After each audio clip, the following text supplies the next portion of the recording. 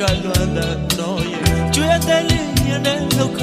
စင်ကထုတ်လို့လွမ်းညင်တဲ့လွမ်းအောင်လဲပြီးထားတယ်ကျွမ်းအောင်လဲတူထားရဲ့ပုံပေါ်လေးတွေလိုပေါ်ကျူးထုတ်ကပြောနိုင်ရင်ကွယ်အချစ်ရဲ့အလွမ်းတွေပြီးစင်ကစီကပြောပြလိုက်မယ်ဒီမဝတာအလွမ်းွယ်တစ်ချင်းတွေလိုက်လို့ပြီးမယ်မထင်ဘူး